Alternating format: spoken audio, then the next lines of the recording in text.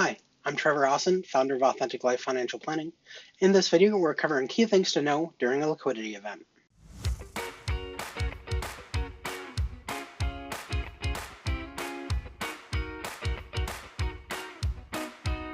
A couple things that I want to make sure that we cover during our time.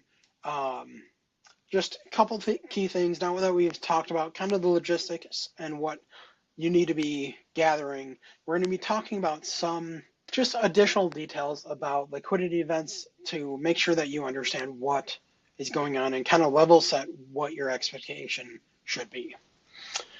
So first things first, taxation, can happen even without a sale. What I mean by that is if you are at a public company, if you are at a private company who's going through an IPO or a merger or acquisition, you're going through some sort of liquidity event, and you have double trigger RSUs. That means RSUs where there are actually two vesting requirements. There's a normal time-based vesting requirement, and there's the second requirement, which is a liquidity event, whether it's an IPO or a merger or acquisition. There's, again, two requirements before those shares actually become yours.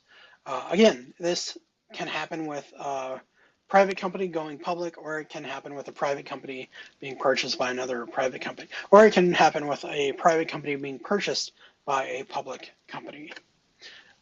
Again, you need to have that liquidity event happen. Once those shares that have already met their time-based vesting, once those shares have met their time-based vesting and you go through a liquidity event, that means those shares will finally become yours. They're not just this theoretical thing that exists in space anymore. They're an actual shares that you will own once the liquidity event happens. Now, the positive with that is that, again, it finally becomes yours. The negative with that is that that is when taxes will be due. So essentially, those RSUs or restricted stock awards, it can be either one, but it's generally going to be RSUs. When that happens, those RSUs are essentially just regular old RSUs with a vesting requirement of some liquidity event. And so when that happens, that money will be taxed as compensation income to you. So federal, state, FICA, and local taxes may all apply to you. And that's going to be true regardless of whether or not you sell any shares or not. Now, most likely what happens is that when the liquidity event happens and you have double trigger RSUs, some of those shares will be sold to cover the tax. However, if you're not going to be bringing in more than $1 million from that company in that year, the withholding likely is going to be too low unless you are able to do something about that. Sometimes you are, sometimes you're not. It depends on the company. But if you're not able to withhold more than the standard federal tax rate on supplemental income, such as RSU income, which is currently 22%, you likely will be under withholding and will need to have a plan for paying that additional tax that you will owe. So you have to make a plan for that, and that's why you can have taxes due even though you are not selling any shares. Speaking of taxation, I'm not going to go into this into depth, but I do just want to cover this briefly. So in general, most restricted stock and non-qualified stock options at vesting for RSUs or RSAs and at exercise for non-qualified stock options will be taxed as compensation income. Now, when it comes to an IPO, if you have not exercised your NSOs already, you'll have to exercise them once you're able to, and they will get taxed as compensation income at that time. With restricted stock, again, talking through the double trigger RSUs, they will vest on the IPO or the liquidity event, and they will get taxed as compensation at that time, again, regardless of whether or not you sell or not.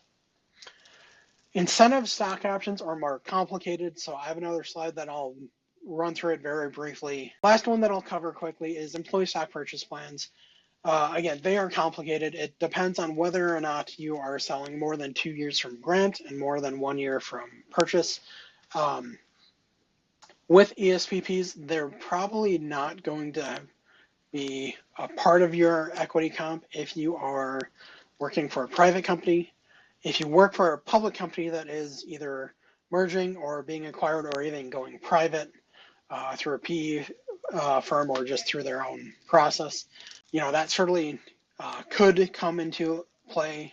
But again, a private company generally will not have an employee stock purchase plan. With incentive stock option taxation, again, I'm not going to spend a whole lot of time on this. Just understand it is complicated. And if it's been less than 2 years from grant and 1 year from exercise between the exercise date and this grant date, and when you sold the shares, it likely will be taxed as compensation income. And there may be additional complexity if you are exercising and selling in different calendar years. Again, ISOs get very complicated from a tax perspective. I highly encourage you to speak with a qualified tax professional or financial advisor such as myself when you have incentive stock options, just because they are so complicated and it's so easy to make mistakes. The last thing that I want to cover before we'll talk through, again, kind of key mistakes that can happen and what you should be doing, is that you may not get to decide if you continue to hold your shares. Now, this really does only apply for mergers and acquisitions. With IPOs, with M&A, you may not get to decide if you hold your shares or not. Again, there's kind of three ways that companies can go through a merger or acquisition. It can be a cash purchase, which means you get cash, they get the ownership, the shares. The second option is that your stock just moves from stock A to stock B, and there's no cash involved. And then option three is a combination of the two. There's some cash, there's some stock happening. But again, you generally will not get to decide what you do with the companies who are going through the merger and acquisition will decide for you. So you may not get to decide if you continue to hold your shares or not. If you do get to continue holding your shares, then you have to make a decision of how long you want to continue to hold your shares. And if you don't, it kind of frees you up, honestly, because it means you're getting cash, you're going to have cash available to pay the taxes, and you can just kind of walk away and invest in whatever you want. The negative with that is that you are no longer an owner in your company, which means you may not have the same feelings towards working for your company as you did when you were an owner. That is real. I've seen it so many different times where people felt more positively about their company because they were also an owner and they were also participating in the upside. That can be a positive because it can allow you to stay at a company for a while and kind of, you get to enjoy the positive appreciation that can happen. But it also can be a negative because it can allow you to stay at that company longer than you should have when it's no longer benefiting you in the ways that it needs to. And so it is something to be aware of. Again, one of the reasons that I bring up that taxes may be owed regardless of what the stock does is this chart right here for Meta. With double trigger RSUs, if that's what you had before Meta went public, and they vested on day one of the IPO, you're paying taxes based on a $37.50 or so share price, when in April, the share price may only be $25 per share. If you plan to sell your stock, in April when taxes are due, that may end up being a really bad decision. And you have no clue what the stock is going to do between now and then, and you have no control of it. So you need to plan for taxes regardless of what the stock does. Taxes will be owed, and so you need to have a plan for that. And that plan cannot include paying with company stock outside of just the regular withholding that happens when the stock vests or when you exercise options. Now that you should be doing and you need to include and you need to plan for, but anything beyond that, after the day that the shares vest or that you exercise the options, you can no longer rely on your company stock to pay those taxes if there's a difference between what you withheld on vest or exercise and what you'll actually owe come April. You cannot do that because I've seen way too many people have a big bill in April that they were not prepared for. And it drives me nuts that that happens because it does not need to happen. So please plan for your taxes. Be aware that you're going to have to owe taxes no matter what happens to the stock. So have a plan.